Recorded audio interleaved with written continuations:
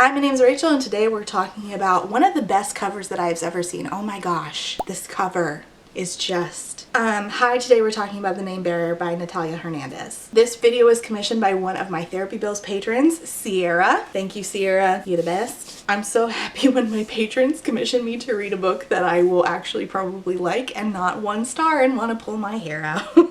I mean, I like to hate read once in a while because, you know, it makes for like a spicy video, but I really am glad that like my patrons know me enough to be like, I think you might enjoy elements of this, but I'd like to hear your thoughts. So that's what this is. Okay. Also, speaking of commissions, I know that many of you have been emailing, and if I have not emailed you back, I promise I will. I get a little behind on my emails sometimes, but commissions are going to be reopened. You can check now, depending on when you're watching this video. I'm working on it.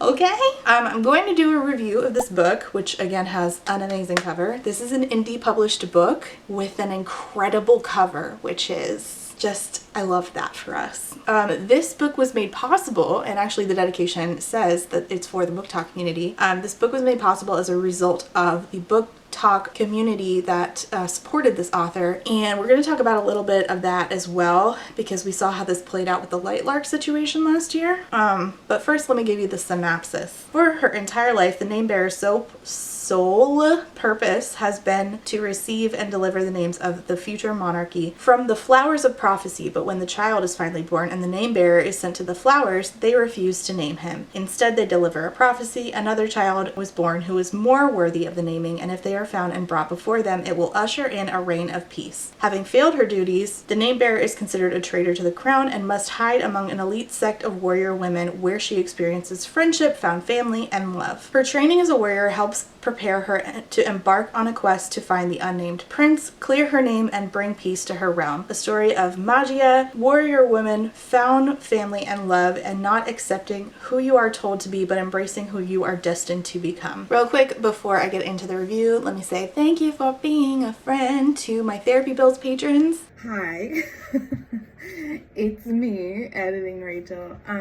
So I had a few people join after I filmed this, and I didn't want to leave anybody out, so I'm going to record like this. I know you all are so excited to see me in my trash can state, as I like to call it. Okay, so thank you to my Therapy Bills patrons, Elena, Amanda, Ashley, Carlin, Claire, Eric, Harley, Jack, and Jill, which is not a joke. There is an actual person named Jack and an actual person named Jill.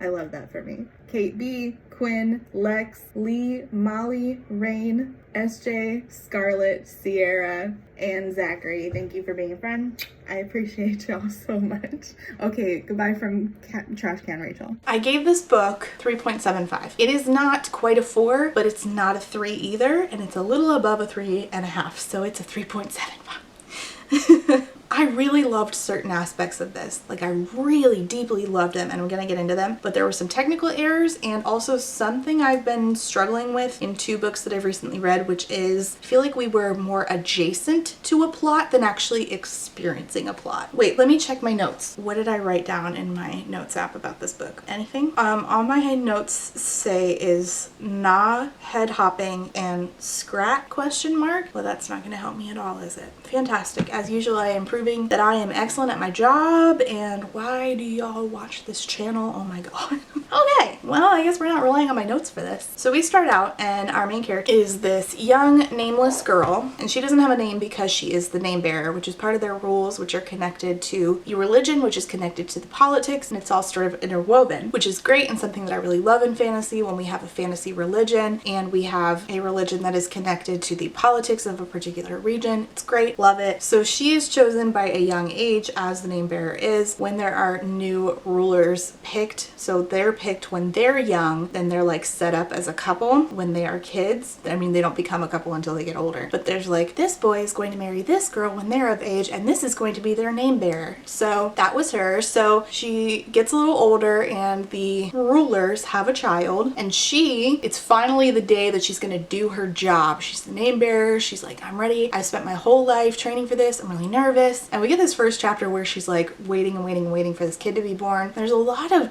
description where I can tell the author really likes to describe food or like compare colors to food, and I was like, listen, I'm gonna need you to stop because you're making me hungry as hell. It was good though. It's good. I liked it. It's like, you know, decent prose. I like very colorful description. That was good. So really, like, you know, we're running into this with like super colorful description, and also we're getting a lot of information. So this kid, this poor girl who was chosen by the bees, and she's the name bearer, and she doesn't have a name. She's trained her whole life for this. Baby's born. She goes to the flowers of prophecy, and these flowers are part of this, you know, religious belief that these flowers are going to talk to the name bearer and give her the name of the child. And she gets there and things go not the way that she was told they were going to go, and the flowers, and this is not how they talk at all, but I'm going to deliver it to you this way anyway. They're like, ooh, hi, oh, hi there. Yes, that baby was born. That's so nice. There's actually a different ruler though who was born. You're gonna have to find him. You bring him to us, we'll name him, and then he'll usher in a nice reign of peace for y'all. We're not giving you his name though, because you have to bring him to us for his name. Also no location. Bye. And she's like, but I'm a kid. So she leaves and she's like, oh shit, this is bad. And this guy comes and he's the magician, the wizard of the he's like head whiz. And so he's like, hey, once in a while I dabble in talking to the flowers. Not supposed to, but I do. And yeah, you're gonna be in trouble, so let's get you out of here. And so he sweeps her away so that they don't kill her for being a traitor and not doing her job, saying like, oh, that's not the ruler.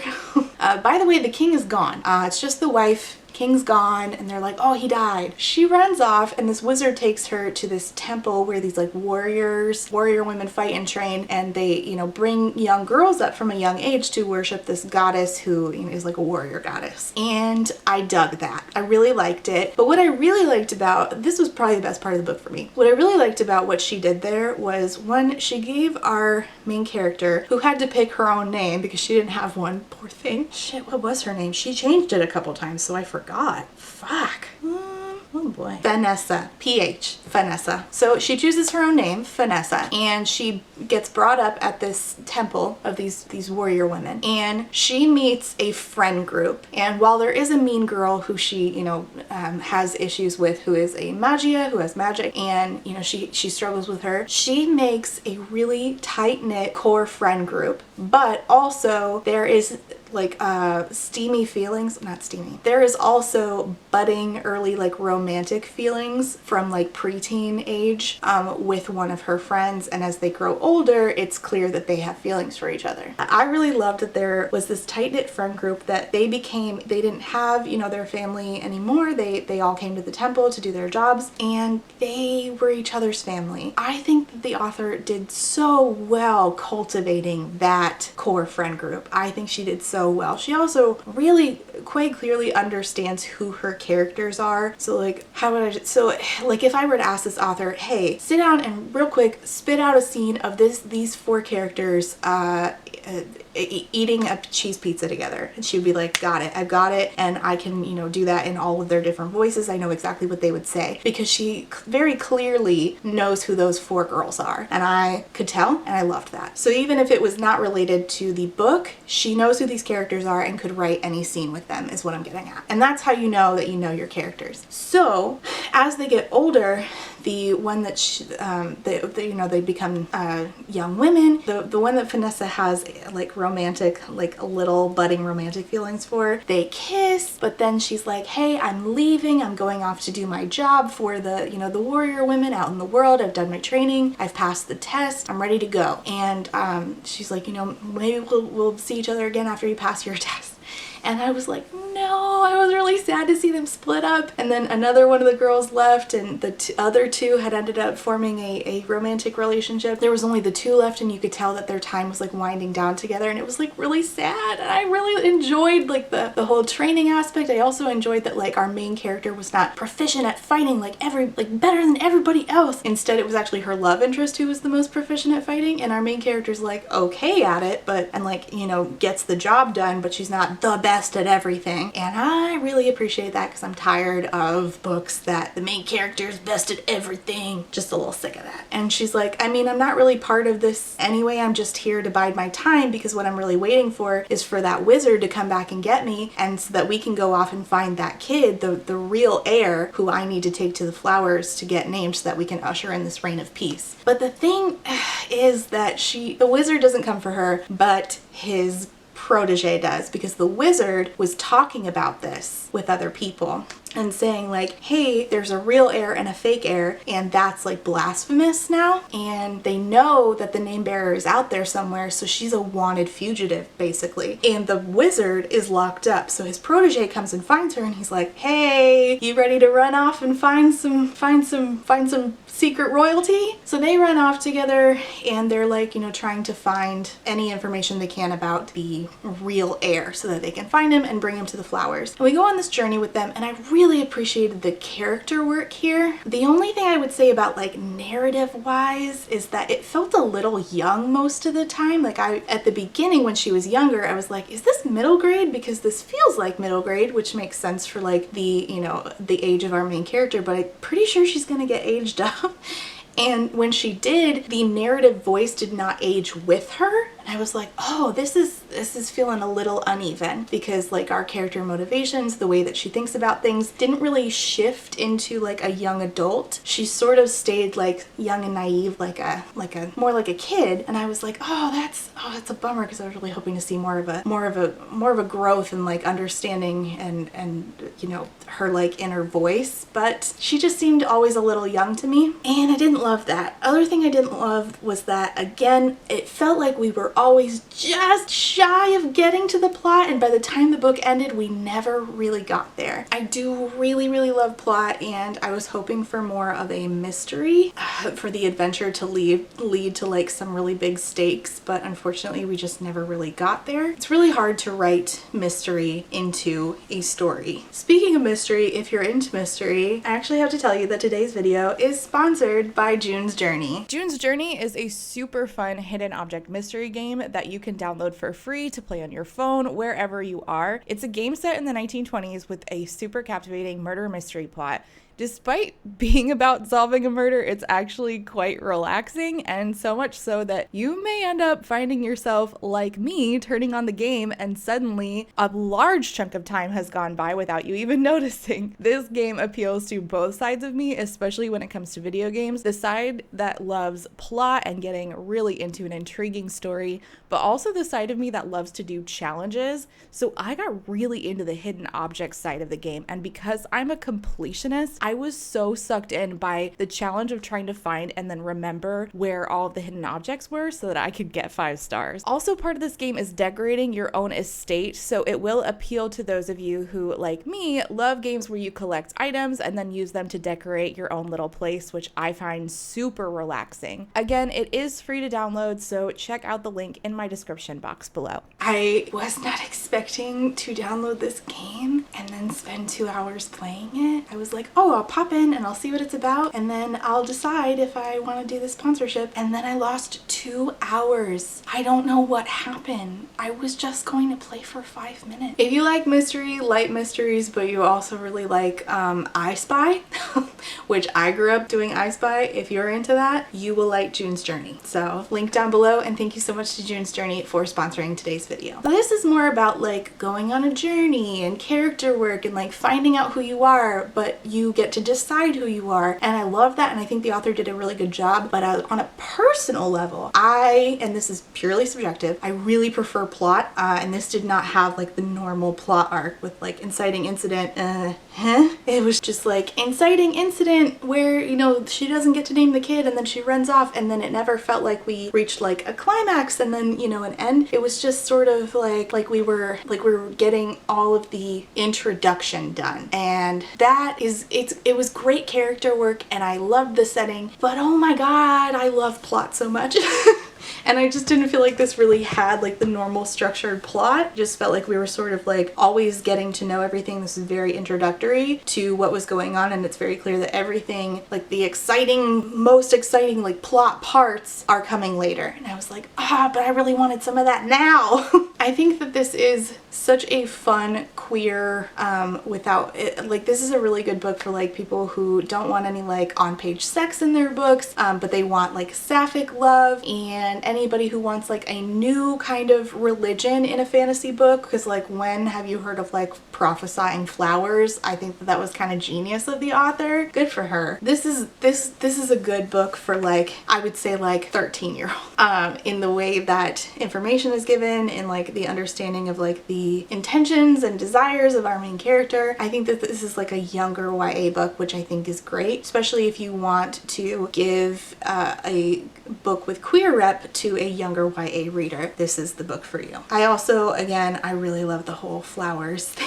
I just love that so much. And I think that where we left off, it's clear that there's very exciting things up ahead, and I'm really excited for the author. Moving into the author, I love her TikTok. I love her TikTok account, love her takes, and I feel like I do often say like, this is the problem with TikTok, is that, you know, big books get published. That is true, but TikTok also has such influence in these smaller authors who are indie published, are able to cultivate a community and find out like what their readers really want to see in a book, and make it so that they write a book for their readers. And this is one of those like rare times where I'm like, thanks, Book Talk.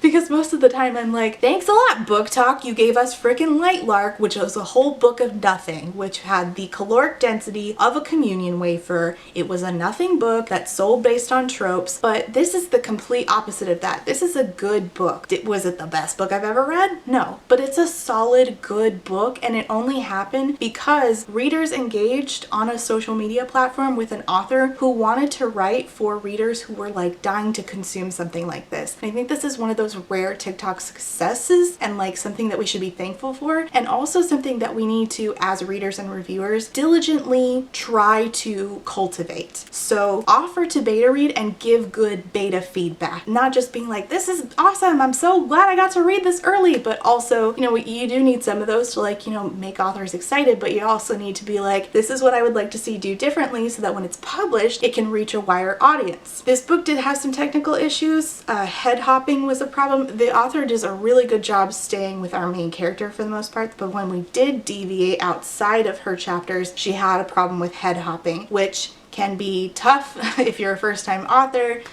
You might not even know about that, so that's something that beta readers need to be on the lookout for. And if you are on TikTok working with indie authors, learn things like head hopping, learn about like technical issues so that you can spot them out, and when you beta read you can give that in your beta feedback. So 3.75, this is a good book. It's a good, solid, sapphic, fun fantasy with, you know, like self-discovery, finding who you are, deciding who you want to be. I really love that the main character gets to choose her name in each new season of her life, and she really gets to write the story of who she is. I loved that. That was really smart and just joyful writing. Also, girls having friendships, so underrated and underdone in fantasy books. Oh my god. Thank you, Natalia, for your efforts and the success that you had there, because bravo, so good. I really think that this author will continue to just get better and better, and I expect very good things out of further books, and I'll absolutely read the sequel. So thank you again, Sierra, for commissioning this. I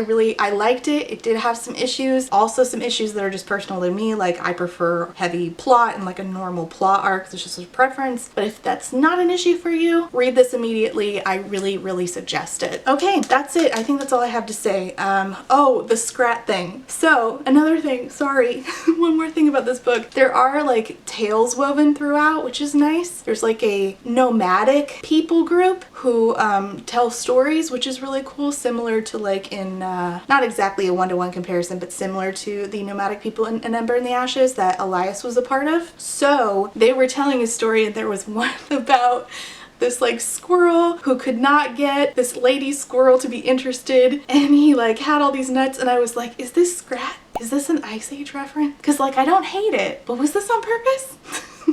The main character all along was this guy.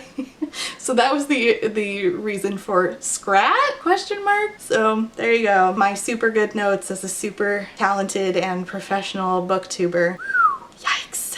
Okay, thanks so much for watching. Let me know if you read this or if you plan to. I really hope that more people will get a hold of it, try it out. This is one of those rare Book Talk was right books, so please try it out. Book Talk was wrong about Zodiac Academy, but oh my god, were they right about the name bearer. So, and thank you to everybody in the Book Talk community who supported this author and like got the word out about this. Like, oh, y'all did it. Y'all did a good one. Okay, thanks for watching. See you next time. Bye. Before I go, I have to say thank you to my potato starch Marxists, Abby, Aiden, Alicia, Allison, Andy, Anita, Artie the Ninth, Ava, BB, Beth Ann, Ray, Brittany, Caitlin, Carlin, Kathy, Celia, Chris, CJ, Corwin, Corey, Darren, Deandra, Deborah, Diet Goth, Dorian, Ebby, Eden, Elise, Aaron, Faith, Gloria, Grace, Gracie, Haley, Hannah C, Hannah T, Horror Goose, India Inks, Jen, Jillian, Jules, Kaylee, Kate W, Katie O, Katja, Kelsey, Kylie, Laura, Lauren B, Library of Scars, LP Cowling, MK Martin, Maddie, Marcella, Marquita, Malara, Model RK300, Morgan R, Moth, James, Nicole, Nicole R, Paige E, Paige P, Peggy, Peta, Pixel Stars, Rachel B, Rachel S, Reba, Ren, Rowan, Sammy, Sarah, Shanae, Shannon, Shay, Shiny, Sean, Talia, King Theory, Tiana, Ursula, Valentine, Winter, and Writer A. Thank you all so much for being a friend.